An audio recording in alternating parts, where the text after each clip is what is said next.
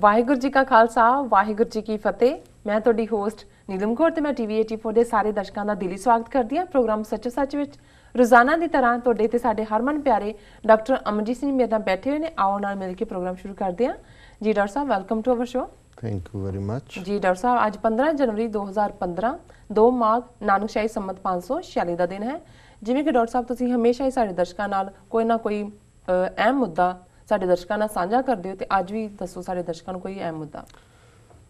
ਅੱਜ ਦੀ ਵਿਚਾਰ 'ਚ ਅਸੀਂ 2-3 ਇਸ਼ੂ ਡਿਸਕਸ ਕਰਾਂਗੇ। ਸਭ ਤੋਂ ਪਹਿਲਾਂ ਜਿਹੜਾ ਅੱਜ ਫੇਸਬੁੱਕ, ਸੋਸ਼ਲ ਨੈਟਵਰਕਿੰਗ, ਟੈਲੀਫੋਨਸ, ਹਰ ਮੀਡੀਆ ਰਾਹੀਂ ਜਿਸ ਗੱਲ ਦਾ ਜ਼ਿਕਰ ਹੈ, ਉਹ ਭਾਈ ਗੁਰਬਖਸ਼ ਸਿੰਘ ਹੋਰਾਂ ਵੱਲੋਂ 64 ਦਿਨ ਪੂਰੇ ਕਰਨ ਤੋਂ ਬਾਅਦ ਅਚਾਨਕ ਭੁੱਖ ਹੜਤਾਲ ਦਾ ਛੱਡ ਦੇਣਾ, ਹਸਪਤਾਲ ਤੋਂ ਸੁਰੱਖਿਆ ਗਾਰਡਾਂ ਦੇ ਨਾਲ ਔਰ ਦਿੱਲੀ ਕਮੇਟੀ ਦੇ ਮੈਂਬਰਾਂ ਦੀ ਉੱਥੇ ਪਹੁੰਚ ਤੋਂ ਬਾਅਦ ਆਪਣੇ ਪਿੰਡ ਠਸਕਾ ਅਲੀ ਜਿਹੜਾ ਹੈ ਉੱਥੇ ਉਹਨਾਂ ਦਾ ਚਲੇ ਜਾਣੇ। ਜੀ ਬੇਸ਼ੱਕ ਇਸ ਗੱਲ ਨੇ ਉਮੀਦ ਇੱਕ ਜਿਤਾਈ ਸੀ, ਜਦੋਂ ਜਿਉਂ-ਜਿਉਂ ਉਹਨਾਂ ਦੀ ਭੁੱਖ ਹੜਤਾਲ ਅਗਲੇ ਦਿਨਾਂ ਵੱਲ ਵੱਧ ਰਹੀ ਸੀ, ਇਸ ਇਸ਼ੂ ਦੇ ਉੱਤੇ ਕਾਫੀ ਫੋਕਸ ਹੋਇਆ। ਬਾਦਲ ਵੀ ਮਜਬੂਰ ਹੋਇਆ, ਮੁੱਖ ਮੰਤਰੀਆਂ ਨੂੰ ਚਿੱਠੀਆਂ ਲਿਖੀਆਂ, ਡੈਲੀਗੇਸ਼ਨ ਮਿਲਣ ਗਿਆ। ਪਿਛਲੇ ਦਿਨਾਂ 'ਚ ਸ਼੍ਰੋਮਣੀ ਕਮੇਟੀ ਦਾ ਡੈਲੀਗੇਸ਼ਨ ਯੂਪੀ 'ਚ ਜਾ ਕੇ ਮਿਲਿਆ, ਕਿਉਂਕਿ ਜਥੇਦਾਰ ਅਕਾਲ ਤਖਤ ਔਰ ਉਹਨਾਂ ਦਾ ਜਿਹੜਾ ਵੀ ਸਾਰਾ ਨਾਲ ਸਿਸਟਮ ਸੀ, ਅਖੌਤੀ ਸੰਤ ਸਮਾਜ ਵੀ ਉਸ ਦੇ ਵਿੱਚ, ਉਹਨਾਂ ਦੇ ਉੱਤੇ ਕਿਤੇ ਨਾ ਕਿਤੇ ਇਸ ਗੱਲ ਦੀ ਇਖਲਾਕੀ ਗਿਲਟ ਜ਼ਰੂਰ ਲਾਈ ਕਰਦੀ ਸੀ ਕਿ 1 ਸਾਲ ਪਹਿਲਾਂ ਜਦੋਂ ਉਹਨਾਂ ਨੇ 24 ਨਵੰਬਰ 2013 ਨੂੰ ਵਰਤ ਰੱਖਿਆ ਸੀ ਔਰ 19 ਤਰੀਕ ਨੂੰ ਉਹਨਾਂ ਨੇ ਦੁਬਾਰਾ ਰੱਖਿਆ ਕਿ ਉਹਨਾਂ ਨੇ ਆਪਣਾ ਵਾਅਦਾ ਪੂਰਾ ਨਹੀਂ ਕੀਤਾ ਕਿ ਜੀ ਉਹਨਾਂ ਨੇ ਪਹਿਲਾ ਵਰਤ ਛਡਾਇਆ ਸੀ ਉਹਨਾਂ ਦਾ, ਇਹ ਕਹਿ ਕੇ ਕਿ ਜੀ ਅਸੀਂ ਇਹਨਾਂ ਨੂੰ ਰਿਲੀਜ਼ ਕਰਵਾਵਾਂਗੇ। ਜੀ ਸੋ ਇਸ ਵਾਰ ਤਾਂ ਇਸ ਕਿਸਮ ਦੀ ਵੀ ਕੋਈ ਖੇਡ ਨਹੀਂ ਖੇਡੀ ਗਈ ਕਿ ਕੋਈ ਅਪੀਲ ਅਕਾਲ ਤਖਤ ਸਾਹਿਬ ਦੀ ਅਪੀਲ ਦੇ ਉੱਤੇ ਛੱਡਿਆ ਹੋਏ ਜਾਂ ਜਿਹੜਾ ਕਿਸੇ ਹੋਰ ਧਾਰਮਿਕ ਅਦਾਰੇ ਵੱਲੋਂ ਕਿਹਾ ਗਿਆ ਹੋਏ। ਔਰ ਜਿਹੜਾ ਮੀਡੀਆ ਰਿਪੋਰਟਸ ਨੇ ਉਹਨਾਂ ਮੁਤਾਬਕ ਉਹਨਾਂ ਨੇ ਆਪਣੇ ਬੇਟੇ ਜੁਝਾਰ ਸਿੰਘ ਤੋਂ ਹੀ ਜਿਹੜਾ ਸੰਤਰਿਆਂ ਦਾ ਜੂਸ ਲੈ ਕੇ ਵਰਤ ਖ਼ਤਮ ਕੀਤਾ। ਔਰ ਉਸ ਤੋਂ ਪਹਿਲੇ ਆਵਰਸ ਦੀ ਜਿਹੜੀ ਆਈ ਹੈ ਨਿਊਜ਼, ਉਹ ਤਾਂ ਇਹੀ ਹੈ ਕਿ ਦਿੱਲੀ ਕਮੇਟੀ, ਉਹਦੇ 'ਚ ਵੀ ਕੋਈ ਦਿੱਲੀ ਕਮੇਟੀ ਦਾ ਨਾ ਪ੍ਰੈਜ਼ੀਡੈਂਟ ਮਨਜੀਤ ਸਿੰਘ ਜੀ ਕੇ ਨਾ ਹੀ ਮਨਜਿੰਦਰ ਸਿੰਘ ਸਰਸਾ ਇਹ ਸ਼ਾਮਲ ਸੀ, ਸਗੋਂ ਉਹਨਾਂ ਦਾ ਇੱਕ ਸਧਾਰਨ ਡੈਲੀਗੇਸ਼ਨ ਜਿਹੜਾ ਹੈ ਉਹ ਆਇਆ ਔਰ ਉਹਨਾਂ ਨੇ ਜਿਹੜਾ ਉਸ ਤੋਂ ਬਾਅਦ ਇਹ ਅਚਾਨਕ ਵਰਤ ਛੱਡਣ ਦਾ ਫੈਸਲਾ ਹੋਇਆ। ਜੀ ਹੁਣ ਇਸ ਗੱਲ ਨੂੰ ਲੈ ਕੇ ਕਾਫੀ ਖਾਸ ਤੌਰ 'ਤੇ ਯੰਗਰ ਜਨਰੇਸ਼ਨ ਦੇ ਵਿੱਚ ਬਹੁਤ ਫਰਸਟ੍ਰੇਸ਼ਨ ਹੈ। ਜੀ ਜੀ ਸਵੇਰ ਦਾ ਜਦੋਂ ਕਿ ਇਹ ਖਬਰ ਪਹਿਲੇ ਆਵਰਸ ਦੇ ਵਿੱਚ ਹੀ ਸਾਨੂੰ ਮਿਲੀ ਅਰਲੀ ਮਾਰਨਿੰਗ ਦੇ ਨਾਲ ਹੀ, ਔਰ ਅੱਜ ਸਾਰਾ ਦਿਨ ਮੈਂ ਹੋਰ ਕੋਈ ਕੰਮ ਨਹੀਂ ਕਰ ਸਕਿਆ ਕਿਉਂਕਿ ਜਿਹੜਾ ਵੋਲੀਅਮ ਆਫ ਕਾਲਸ ਇੰਨਾ ਜ਼ਿਆਦਾ ਸੀ ਸਾਰੇ ਪਾਸਿਓਂ। ਉਹਨਾਂ ਦੇ ਵਿੱਚ ਦੋਨੋਂ ਤਰ੍ਹਾਂ ਦੇ ਕਾਲਰ ਸਨ। ਇੱਕ ਤਾਂ ਉਹ ਸਨ ਜਿਨ੍ਹਾਂ ਨੇ ਕਿਹਾ ਜੀ ਕਿ ਤੁਸੀਂ ਠੀਕ ਕਹਿੰਦੇ ਸੀ ਜੀ, ਪਰ ਇੱਕ ਵੱਡਾ ਤਬਕਾ ਉਹ ਸੀ ਜਿਹੜੇ ਬਹੁਤ ਫਰਸਟ੍ਰੇਸ਼ਨ 'ਚ ਸੀ, ਯੰਗਰ ਖਾਸ ਤੌਰ 'ਤੇ ਸ਼ੌਕਡ ਸੀ ਕਿਉਂਕਿ ਉਹ ਇਹ ਸਮਝਦੇ ਸੀ ਕਿ ਵੀ ਇਸ ਸਾਰੇ 'ਚੋਂ ਇਸ ਵਾਰ ਜ਼ਰੂਰ ਕੋਈ ਨਤੀਜਾ ਗੱਲਬਾਤ ਨਿਕਲੇਗੀ। ਕੁਛ ਵੀਰਾਂ ਨੇ ਟੈਲੀ ਕਾਨਫਰੰਸ ਦੇ ਉੱਤੇ ਡਿਸਕਸ ਵੀ ਕੀਤਾ ਕਿ ਹੁਣ ਫਰਦਰ ਕੀ ਸਟੈਪ ਹੋਏ, ਕੀ ਹੋਣਾ ਚਾਹੀਦਾ ਹੈ। ਔਰ ਮੈਂ ਸਮਝਦਾ ਵੀ ਜਿਹੜੇ ਹੋਰ 5 ਸਿੰਘ ਜਿਨ੍ਹਾਂ ਨੇ, ਗੁਰਪਿਆਰ ਸਿੰਘ ਔਰ ਦੂਸਰੇ ਸਾਥੀ ਜਿਹੜੇ ਇਸ ਨੂੰ ਕੰਟੀਨਿਊ ਕਰਨਾ ਚਾਹੁੰਦੇ ਸੀ, ਦਿੱਲੀ ਗਏ, ਜੰਤਰ ਮੰਤਰ 'ਤੇ ਉਹਨਾਂ ਨੇ ਬਹਿਣ ਨਹੀਂ ਦਿੱਤਾ, ਗੁਰਦੁਆਰੇ ਵਾਲਿਆਂ ਨੇ ਬਹਿਣ ਨਹੀਂ ਦਿੱਤਾ।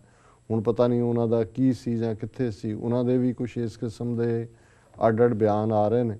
ਸੋ ਕੁੱਲ ਮਿਲਾ ਕੇ ਜਿਹੜੀ ਸਿਚੁਏਸ਼ਨ ਹੁਣ ਤੋਂ ਕੁਛ ਦਿਨ ਪਹਿਲਾਂ ਤੱਕ, ਹਾਲਾਂਕਿ ਜਦੋਂ ਉਹਨਾਂ ਨੇ ਹਰਿਮੰਦਰ ਸਾਹਿਬ ਜਾਣ ਦਾ ਆਪਣਾ ਫੈਸਲਾ ਜਿਹੜਾ ਹੈ ਉਹ ਇੰਪਲੀਮੈਂਟ ਨਹੀਂ ਕੀਤਾ, ਇਸ ਦੇ ਥੱਲੇ ਕਿ ਜੀ ਪਰਚੀ ਨਿਕਲ ਆਈ ਸੀ, ਮੈਂ ਪਰਚੀਆਂ ਪਾਈਆਂ ਗੁਰੂ ਗ੍ਰੰਥ ਸਾਹਿਬ ਦੇ ਅੱਗੇ, ਜਾਣਾ ਚਾਹੀਦਾ ਕਿ ਨਹੀਂ ਜਾਣਾ ਚਾਹੀਦਾ, ਅਤੇ ਉਸ ਤੋਂ ਬਾਅਦ ਇੱਕ ਕਨਫਿਊਜ਼ਨ ਦੀ ਗੱਲ ਬਣ ਗਈ ਸੀ। ਔਰ ਮੈਂ ਉਸੇ ਦਿਨ ਹੀ ਆਪਣੇ ਇੱਕ ਪ੍ਰੋਗਰਾਮ ਦੇ ਵਿੱਚ ਮੌਂਟਰੀਆਲ ਉੱਦਮ ਪ੍ਰੋਗਰਾਮ 'ਚ ਇਹ ਗੱਲ ਕਹੀ ਸੀ ਕਿ ਵੀ ਇੱਕ ਸਿਚੁਏਸ਼ਨ ਜਦੋਂ ਤੁਹਾਡੀ ਕੋਈ ਮੋਮੈਂਟਮ ਬਿਲਟ ਹੁੰਦੀ ਹੈ, ਉਸ ਦੀ ਸਿਖਰ ਹੁੰਦੀ ਹੈ, ਤੁਸੀਂ ਕਲਾਈਮੈਕਸ ਕਹਿੰਦੇ ਹੋ, ਅਤੇ ਫਿਰ ਜੇ ਤਾਂ ਕਲਾਈਮੈਕਸ ਤੱਕ ਪਹੁੰਚ ਕੇ ਤੁਸੀਂ ਕੁਛ ਹਾਸਲ ਕਰ ਲੈਂਦੇ ਹੋ ਫਿਰ ਤਾਂ ਠੀਕ ਹੈ, ਨਹੀਂ ਤਾਂ ਫਿਰ ਸਡਨ ਐਂਟੀ ਕਲਾਈਮੈਕਸ ਹੁੰਦਾ ਹੈ। ਸੋ ਉਸ ਘਟਨਾ ਤੋਂ ਬਾਅਦ ਮੈਂ ਕਿਹਾ ਸੀ ਵੀ ਮੈਨੂੰ ਇਹ ਲੱਗਦਾ ਹੈ ਕਿ ਇਹ ਹੁਣ ਐਂਟੀ ਕਲਾਈਮੈਕਸ ਹੋ ਗਿਆ। ਹੁਣ ਗੱਲ ਜਿਹੜੀ ਹੈ ਉਹ ਹੇਠਾਂ ਵੱਲ ਜਾਏਗੀ, ਇਸ ਤੋਂ ਕੋਈ ਹੋਰ ਅੱਗੇ ਨਹੀਂ ਜਾਏਗੀ। ਪਰ ਮੈਨੂੰ ਵੀ ਇਹ ਸੀ, ਜਿਵੇਂ ਅਸੀਂ ਸ਼ਾਇਦ ਕੱਲ੍ਹ ਦੇ ਪ੍ਰੋਗਰਾਮ 'ਚ ਇਹ ਜ਼ਿਕਰ ਕੀਤਾ ਸੀ ਔਰ ਅਸੀਂ ਆਪਣੇ ਸਾਧਨਾ ਰਾਹੀਂ ਇਹ ਸੁਨੇਹਾ ਵੀ ਭੇਜਿਆ ਸੀ ਕਿ ਇੱਕੋ ਹੀ ਤਰੀਕਾ ਹੈ ਜਿਹਦੇ ਥੱਲੇ ਭਾਈ ਗੁਰਬਖਸ਼ ਸਿੰਘ ਆਪਣਾ ਪ੍ਰਣ ਵੀ ਨਿਭਾ ਸਕਦੇ ਨੇ, ਕੌਮ ਦੇ ਵਿੱਚ ਵੀ ਮਾਯੂਸੀ ਨਹੀਂ ਹੋਏਗੀ ਔਰ ਵਕਤ ਵੀ ਮਿਲ ਜਾਏਗਾ ਕਿ ਜਿਸ ਤਰ੍ਹਾਂ ਇਰੋਨ ਸ਼ਰਮੀਲਾ ਨੇ ਮਨੀਪੁਰ ਦੀ ਰਹਿਣ ਵਾਲੀ ਬੀਬੀ ਨੇ ਜੀ, ਜਿਹਨੇ ਸਪੈਸ਼ਲ ਪਾਵਰਜ਼ ਐਕਟ ਦੇ ਖਿਲਾਫ 14 ਸਾਲ ਤੋਂ ਭੁੱਖ ਹੜਤਾਲ ਰੱਖੀ ਹੋਈ ਹੈ, ਬੇਸ਼ੱਕ ਉਸ ਨੂੰ ਡ੍ਰਿਪ ਲੱਗੀ ਹੋਈ ਹੈ ਔਰ ਉਹਦੇ ਨਾਲ ਹੀ ਉਸ ਦਾ ਇਸ਼ੂ ਅੱਜ ਵੀ ਅਲਾਈਵ ਹੈ ਕਿ ਵੀ ਅਲਟੀਮੇਟਲੀ ਜੇ ਭਾਈ ਸਾਹਿਬ ਇਹ ਰਸਤਾ ਅਖਤਿਆਰ ਕਰ ਲੈਂਦੇ ਨੇ ਕਿ ਭਾਈ ਮੈਂ ਤਾਂ ਪ੍ਰਣ ਕੀਤਾ ਹੈ, ਮੈਂ ਤਾਂ ਮੂੰਹ ਰਾਹੀਂ ਕੁਛ ਨਹੀਂ ਲੈਣਾ ਜਦੋਂ ਤੱਕ ਸਿੰਘ ਬਾਹਰ ਨਹੀਂ ਆ ਜਾਂਦੇ, ਪਰ ਉਹ ਸਟਿਲ ਸਰਵਾਈਵ ਵੀ ਹੁੰਦੇ ਨੇ, ਕਿਉਂਕਿ ਇਹ ਸਾਡੀ ਕਦੇ ਵੀ ਨਾ ਹੀ ਅਸੀਂ ਇਹ ਸਮਝਦੇ ਹਾਂ ਵੀ ਕਿਸੇ ਵੀ ਸਿੰਘ ਦੀ ਜਾਨ ਜਾਣੀ ਚਾਹੀਦੀ ਹੈ ਕਿਸੇ ਵੀ ਤਰੀਕੇ ਨਾਲ। ਅਸੀਂ ਇਸ ਦੇ ਲਈ ਨਹੀਂ ਸੀ, ਸਾਨੂੰ ਇਹ ਨਹੀਂ ਹੈ ਜੀ ਕਿ ਉਹ ਮਰੇ ਕਿਉਂ ਨਹੀਂ ਹੈ, ਪਰ ਅਸੀਂ ਸਮਝਦੇ ਹਾਂ ਵੀ ਕਈ ਵਾਰ ਜਦੋਂ ਸਿਚੁਏਸ਼ਨ ਤੁਹਾਡੇ ਕੰਟਰੋਲ 'ਚ ਨਾ ਹੋਏ, ਉਹ ਭਾਵੇਂ ਤੁਹਾਡੇ ਵਿਚਲੀ ਵਿਲ ਪਾਵਰ ਦੀ ਘਾਟ ਹੋਏ, ਹਾਲਾਤ ਇਸ ਕਿਸਮ ਦਾ ਆਲਾ ਦੁਆਲਾ ਹੋਏ, ਜਾਂ ਤੁਸੀਂ ਜਦੋਂ ਕੋਈ ਇਸ ਕਿਸਮ ਦਾ ਦਾਇਰਾਕਾਰ ਨਹੀਂ ਬਣਾਇਆ ਜਿਹੜਾ ਕਿ ਮੌਕਾ ਸੰਭਾਲ ਸਕੇ, ਤੇ ਫਿਰ ਵੀ ਉਹਨੂੰ ਕਹਿੰਦੇ ਨੇ ਵੀ ਉਹਨੂੰ ਇੱਕ ਖੂਬਸੂਰਤ ਮੋੜ ਦੇ ਕੇ ਗੱਲ ਨੂੰ ਛੱਡਿਆ ਜਾ ਸਕਦਾ। ਸੋ ਇਹ ਇੱਕ ਖੂਬਸੂਰਤ ਮੋੜ ਹੋ ਸਕਦਾ ਸੀ ਕਿ ਜਿਹਦੇ ਥੱਲੇ ਗੱਲ ਵੀ ਰਹਿੰਦੀ, ਉਹਨਾਂ ਦਾ ਪ੍ਰਣ ਵੀ ਰਹਿੰਦਾ ਤੇ ਦਬਾਅ ਵੀ ਬਣਿਆ ਰਹਿੰਦਾ। ਲੇਕਿਨ ਹੁਣ ਇਸ ਬਾਰੇ ਤਾਂ ਅਸੀਂ ਕੀ ਕਹਿ ਸਕਦੇ ਹਾਂ ਵੀ ਕਰਤੇ ਹੱਥ ਵਡਿਆਈ ਹੈ ਜਿਸ ਭਾਵੈ ਤਿਸ ਦੇ। ਹੁਣ ਇਹ ਤਾਂ ਵਡਿਆਈ ਸਤਿਗੁਰੂ ਨੇ ਜਿਹਨੂੰ ਦੇਣੀ ਹੈ, ਤੇ ਕਈ ਵਾਰ ਇਹ ਹੁੰਦਾ ਹੈ ਕਿ ਵੀ ਇੰਨੀ ਜ਼ਿਆਦਾ ਵਡਿਆਈ ਗੁਰੂ ਦੇ ਦਿੰਦੇ ਨੇ, ਲੇਕਿਨ ਜੇ ਜੋ ਪਾਵੇ ਭਾਂਡੇ ਵਿੱਚ ਵਸਾ ਨਿਕਲੇ ਕਿਆ ਕੋਈ ਕਰੇ ਵਿਚਾਰਾ, ਕਿ ਜੇ ਹੁਣ ਉਹ ਭਾਂਡੇ 'ਚ ਪਿਆ ਵੀ ਹੈ, ਪਰ ਹੁਣ ਇਹ ਸਾਰੇ ਨੂੰ ਮੈਂ ਫਿਰ ਇਹੀ ਕਿਉਂਕਿ ਮੈਂ ਬੜੇ ਕੌਸ਼ੀਅਸਲੀ ਸ਼ਬਦਾਂ ਦੀ ਚੋਣ ਕਰ ਰਿਹਾ ਕਹਿਣ ਲੱਗਿਆ, ਕਿਉਂਕਿ ਇਸ ਵੇਲੇ ਬਹੁਤ ਵੱਡਾ ਹਿੱਸਾ ਜਿਹੜਾ ਹੈ ਉਹ ਉਪਰਾਮਤਾ 'ਚ ਹੈ, ਉਦਾਸੀ 'ਚ ਹੈ। ਕਈ ਜਿਹੜੇ ਨੇ ਜਿਵੇਂ ਫੇਸਬੁੱਕ TV84 ਫੇਸਬੁੱਕ 'ਤੇ ਹੀ ਦਰਜਨਾਂ ਮੈਸੇਜ ਨੇ, ਡਿਸਇਲੂਜਨਡ ਮਹਿਸੂਸ ਕਰਦੇ ਨੇ ਜੀ। ਪਰ ਮੈਂ ਸਮਝਦਾ ਹਾਂ ਵੀ ਜਿਵੇਂ ਦੁਨੀਆ ਦਾ ਇੱਕ ਬੜਾ ਸਿਆਣਾ ਬੰਦਾ ਕਨਫਿਊਸ਼ੀਅਸ ਹੋਇਆ ਚਾਈਨਾ ਦੇ ਵਿੱਚ, ਬੇਸ਼ੱਕ ਬੁੱਧ ਧਰਮ ਜਾਂ ਦੂਜੇ ਦਾ ਪ੍ਰਚਾਰ ਜਾਂ ਪ੍ਰਸਾਰ ਤਾਂ ਬਾਅਦ 'ਚ ਹੋਇਆ, ਅੱਜ ਵੀ ਕਨਫਿਊਸ਼ਿਜ਼ਮ ਉਹਨੂੰ ਕਹਿੰਦੇ ਨੇ, ਉਸ ਦੀਆਂ ਸੇਇੰਗਸ ਦੇ ਉੱਤੇ ਉਹਨਾਂ ਦੀ ਸੁਸਾਇਟੀ ਜਾਂ ਕੁੱਲ ਦੁਨੀਆ ਉਸ ਦਾ ਲਾਹਾ ਲੈਂਦੀ ਹੈ। ਤੇ ਕਨਫਿਊਸ਼ੀਅਸ ਨੇ ਇੱਕ ਥਾਂ ਤੇ ਕਿਹਾ ਤਾਂ ਉਹਨੇ ਆਪਣੀ ਚਾਈਨੀਜ਼ ਜ਼ਬਾਨ 'ਚ ਹੈ, ਪਰ ਉਹਦਾ ਅੰਗਰੇਜ਼ੀ ਟਰਾਂਸਲੇਸ਼ਨ ਇਹ ਹੈ ਕਿ ਇਹ wise man is that who turns every adverse situation to his advantage. ਕਿ ਇੱਕ ਸਿਆਣਾ ਬੰਦਾ ਉਹ ਹੁੰਦਾ ਹੈ ਕਿ ਹਾਲਾਤ ਜਿੰਨੇ ਮਰਜ਼ੀ ਮਾੜੇ ਹੋਣ, ਐਡਵਰਸ ਹੋਣ, ਪਰ ਉਹ ਉਹਨਾਂ ਹਾਲਾਤ ਨੂੰ ਮੋੜ ਦੇ ਕੇ ਜਿਹੜਾ ਉਹ ਆਪਣੇ ਭਲੇ ਦੇ ਵਿੱਚ ਲੈ ਆਉਂਦਾ ਹੈ ਜਾਂ ਚੰਗੇ ਪਾਸੇ ਉਹਨੂੰ ਮੋੜ ਦੇ ਦਿੰਦਾ ਹੈ।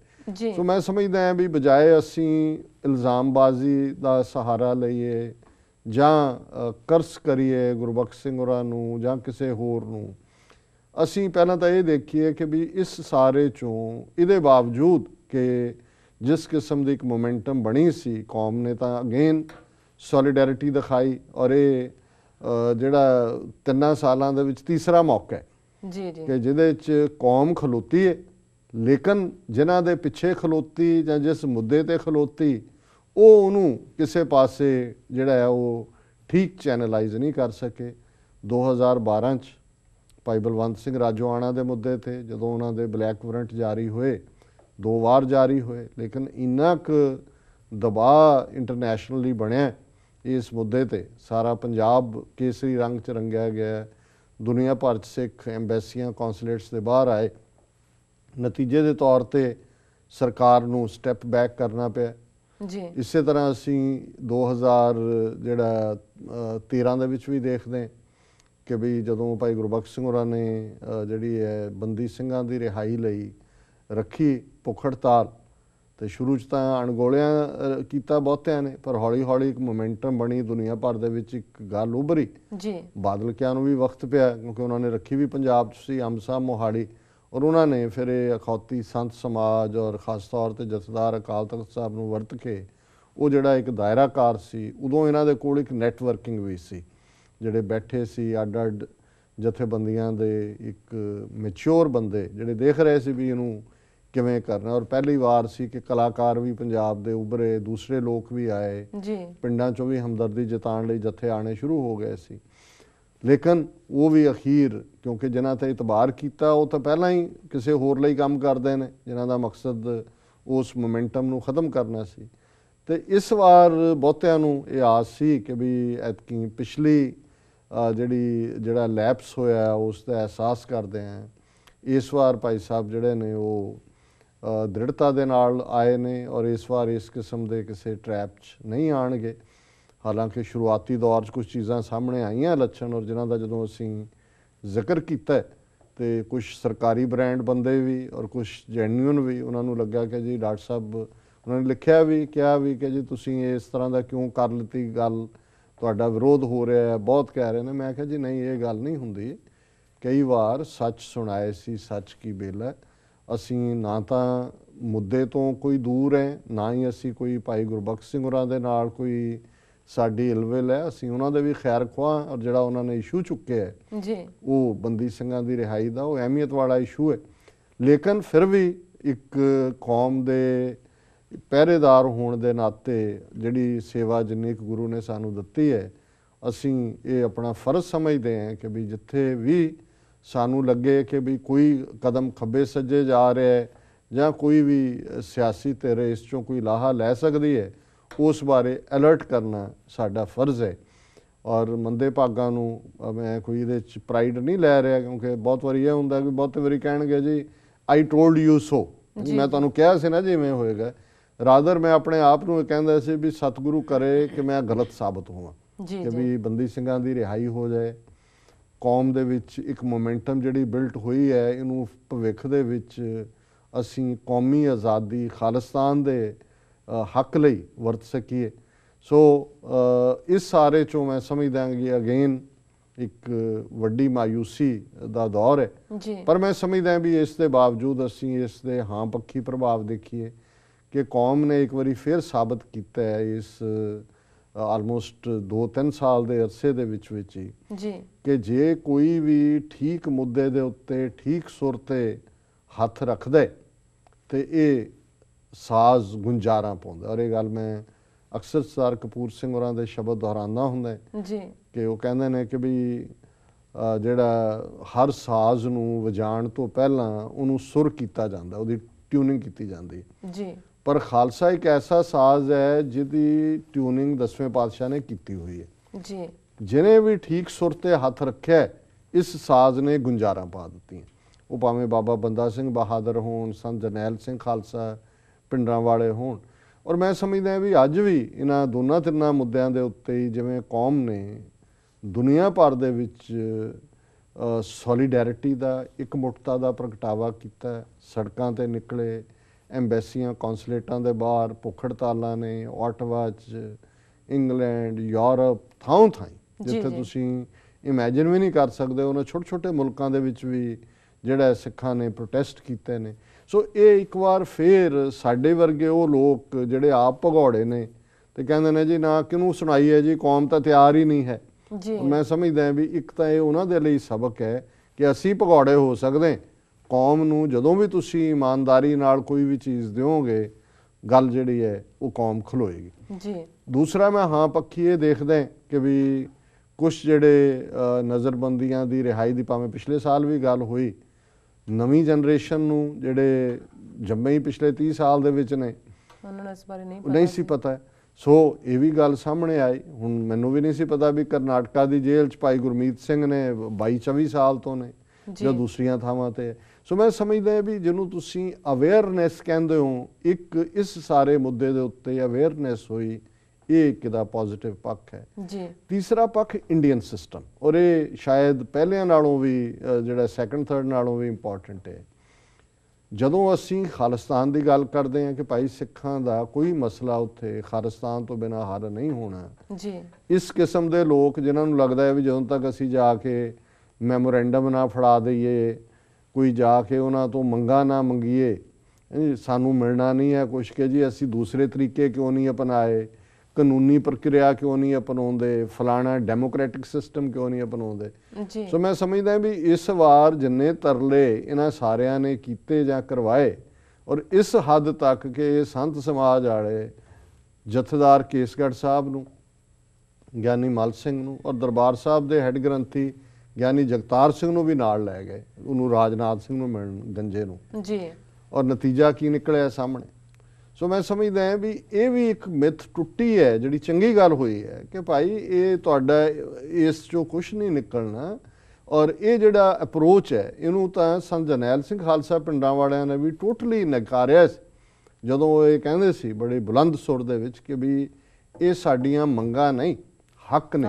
ਜੀ ਮੰਗਾਂ ਮੰਗੀਆਂ ਜਾਂਦੀਆਂ ਨੇ, ਹੱਕ ਲਏ ਜਾਂਦੇ ਨੇ। ਜੀ ਹੱਕ ਲੈਣ ਦੇ ਲਈ ਤੁਹਾਨੂੰ ਖਲੋਣਾ ਪੈਂਦਾ ਹੈ। ਤੁਸੀਂ ਉਸ ਦੇ ਲਈ ਇੰਨੇ ਕੁ ਪਾਵਰਫੁਲ ਹੁੰਦੇ ਹੋ, ਇੰਨੇ ਕੁ ਬੁਲੰਦ ਹੁੰਦੇ ਹੋ, ਇੰਨੀ ਕੁ ਤੁਹਾਡੀ ਸਟਰੈਂਥ ਹੁੰਦੀ ਹੈ ਕਿ ਜਿਹਨੂੰ ਬੇਸ਼ੱਕ ਅਲਾਮਾ ਇਕਬਾਲ ਨੇ ਇਸ ਨੂੰ ਇੱਕ ਅਧਿਆਤਮਕ ਦੁਨੀਆ 'ਚ ਵੀ ਕਿਹਾ, ਔਰ ਇਹ ਬੰਦੇ ਦੇ ਕੌਨਫੀਡੈਂਸ ਦੀ ਗੱਲ ਵੀ ਕੀਤੀ ਜਦੋਂ ਅਲਾਮਾ ਇਕਬਾਲ ਨੇ ਕਿਹਾ ਕਿ ਖੁਦ ਹੀ ਕੋ ਕਰ ਬੁਲੰਦ ਇਤਨਾ कि हर तकदीर से पहले खुदा बंदे से खुद पूछे बता तेरी रज़ा क्या है। जी हुण ਜਦੋਂ ਤੁਸੀਂ ਪੋਲੀਟੀਕਲ ਪਾਵਰ ਦੇ ਲਈ ਗੱਲ ਕਰਦੇ ਹੋ, ਨਿਮਾਣਿਆਂ ਨਤਾਣਿਆਂ ਨੂੰ ਜਿਹੜੇ ਸਾਰਹੀਨ ਨੂੰ, ਜਿਹੜੇ ਤਾਕਤਹੀਨ ਹੁੰਦੇ ਨੇ, ਉਹਨਾਂ ਨਾਲ ਕੋਈ ਸਮਝੌਤੇ ਨਹੀਂ ਕਰਦਾ, ਉਹਨਾਂ ਦੇ ਮੰਗਿਆਂ ਨੂੰ ਕੋਈ ਦੰਦਾ ਨਹੀਂ। ਤੁਸੀਂ ਖਹਿੜੇ ਵੀ ਪੈ ਜਾਓ, ਤੁਸੀਂ ਤੁਰੇ ਜਾਓ, ਤੁਹਾਡੇ ਤੋਂ ਕੋਈ ਮੰਗਦਾ ਹੈ, ਤੁਸੀਂ ਪਾਸੇ ਐਂ ਕਰ ਲੈਂਦੇ ਹੋ ਵੀ ਤੁਸੀਂ ਦੇਖਿਆ ਨਹੀਂ, ਉਹ ਫਿਰ ਤੁਹਾਡੇ ਪਿੱਛੇ ਆ ਜਾਂਦਾ। ਫਿਰ ਤੂੰ 2-3 ਵਾਰੀ ਗੱਲ ਕਰਦਾ, ਮਾफ़ ਕਰੋ ਬਾਬਾ ਮਾफ़ ਕਰੋ। ਜੀ ਕੀ ਹੁੰਦਾ ਹੈ, ਇਹ ਮੰਗਤਿਆਂ ਦਾ ਹਾਲ ਹੁੰਦਾ। ਸੋ ਮੈਂ ਸਮਝਦਾ ਹਾਂ ਵੀ ਇਹ ਵੀ ਇੱਕ ਮਿੱਥ ਟੁੱਟਣੀ ਬੜੀ ਜ਼ਰੂਰੀ ਸੀ ਇਸ ਕਿਸਮ ਦੀ ਕਲਾਸ ਦੀ, ਜਿਹੜੇ ਕਿ ਕਈ ਥਾਂ 'ਤੇ ਤਾਂ ਅਮਰੀਕਾ 'ਚ ਇਹ ਹੋਇਆ, 2-3 ਥਾਵਾਂ ਦੀ ਮੇਰੇ ਕੋਲ ਰਿਪੋਰਟ ਹੈ ਕਿ ਜੀ ਬੜੇ ਮਾਣ ਨਾਲ ਗਏ ਜੀ ਅਸੀਂ ਮੈਮੋਰੈਂਡਮ ਦੇਣਾ, ਉਹ ਬਾਹਰ ਲੈਣ ਹੀ ਨਹੀਂ ਆਏ ਮੈਮੋਰੈਂਡਮ। ਹਿਊਸਟਨ ਜਿਹੜਾ ਗਏ ਡੈਲੀਗੇਸ਼ਨ ਬਾਹਰ, ਉਹ ਕਹਿੰਦੇ ਜੀ ਅਸੀਂ ਇੱਥੇ ਜੇ ਤੁਸੀਂ ਨਹੀਂ ਆਏ ਤੇ ਧਰਨਾ ਦਿਆਂ, ਉਹ ਕਹਿੰਦੇ 365 ਦਿਨ ਬੈਠੇ ਰਹੋ, ਸਾਨੂੰ ਨਹੀਂ ਫਰਕ ਪੈਂਦਾ। ਇਹ ਅੰਦਰੋਂ ਇਸ ਕਿਸਮ ਦੀਆਂ ਗੱਲਾਂ ਸ਼ਾਰਟ ਕਰ ਰਹੇ। ਸੋ ਇਸ ਤੋਂ ਵੱਧ ਕੇ ਹੋਰ ਕੀ ਜਿਹੜੀ ਹੈ ਜ਼ਲਾਲਤ ਹੋ ਸਕਦੀ ਹੈ।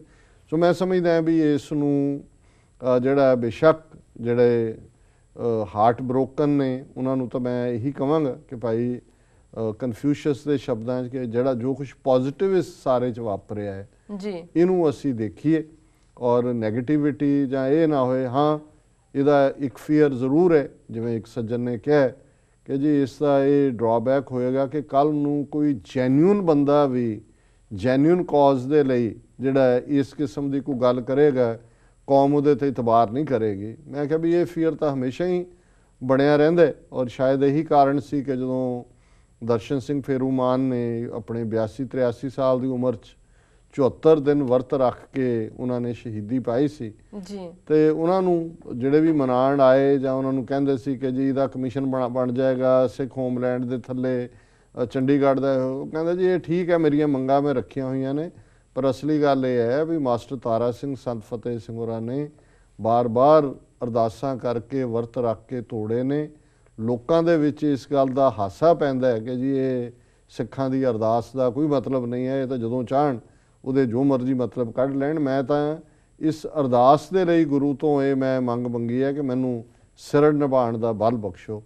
ਸੋ ਅਸੀਂ ਸਮਝਦੇ ਹਾਂ ਵੀ ਉਹਨਾਂ ਨੇ ਇਹ ਪਾਰਟ ਜਿਹੜਾ ਇਹ ਤੋੜਿਆ ਸੀ ਸਾਰੇ ਨੂੰ ਕਿ ਭਾਈ ਇਹਨੂੰ ਖ਼ਤਮ ਕਰੋ ਇਹ ਸਾਰੇ ਪਾਰਟ ਨੂੰ ਜੀ। ਸੋ ਇਸ ਸਭ ਦੇ ਬਾਵਜੂਦ ਅਸੀਂ ਸਮਝਦੇ ਹਾਂ ਕਿ ਵੀ ਇਸ ਵੇਲੇ ਜ਼ਿਆਦਾ ਇੰਪੋਰਟੈਂਟ ਹੈ ਵੀ ਅਸੀਂ ਹੁਣ ਪੰਜਾਬ ਦੇ ਵਿੱਚ ਫੋਕਸ ਕਰੀਏ। ਜਿਹੜਾ ਧਰੂਵੀਕਰਨ ਚੱਲ ਰਿਹਾ ਹੈ, ਬਾਦਲ ਔਰ ਬੀਜੇਪੀ ਦਾ ਮਨਮੁਟਾਵ, ਫਿਰ ਅਮਿਤ ਸ਼ਾਹ ਦੀ ਰੈਲੀ ਦਾ ਕੈਂਸਲ ਹੋਣਾ, ਮਾਘੀ ਤੇ ਉਹਨਾਂ ਦੀ ਬੋਨਹੋਮੀ, ਔਰ ਬਾਦਲ ਵੀ ਗਰਜ ਰਿਹਾ ਹੈ, ਸੁਖਬੀਰ ਵੀ ਜੀ 25 ਸਾਲ ਰਾਜ ਕਰਾਂਗੇ ਜੀ, ਕਿ ਅਸੀਂ ਆਪਣੀਆਂ ਧਿਰਾਂ ਨੂੰ ਪੰਜਾਬ ਦੇ ਵਿੱਚ ਪੰਥ ਪ੍ਰਸਤ ਆਜ਼ਾਦੀ ਪ੍ਰਸਤ ਜਿਹੜੇ ਸਿੱਖ ਨੇ ਉਹਨਾਂ ਨੂੰ ਲਾਮਬੱਧ ਕਰੀਏ ਤਾਂ ਕਿ ਇਸ ਹਿੰਦੂਤਵਾ ਦੇ ਚੈਲੰਜ ਨੂੰ ਜਿਹੜਾ ਉਹ ਅਸੀਂ ਇਸ ਲੈਵਲ ਤੱਕ ਜਿਹੜਾ ਕਿ ਸਾਡਾ ਅਲਟੀਮੇਟਲੀ ਜਿਹਦੇ 'ਚੋਂ ਸਾਡੀ ਡੈਸਟੀਨੀ ਨਿਕਲੇ, ਸਾਡਾ ਘਰ ਨਿਕਲੇ, ਉੱਥੋਂ ਤੱਕ ਅਸੀਂ ਲਿਜਾ ਸਕੀਏ।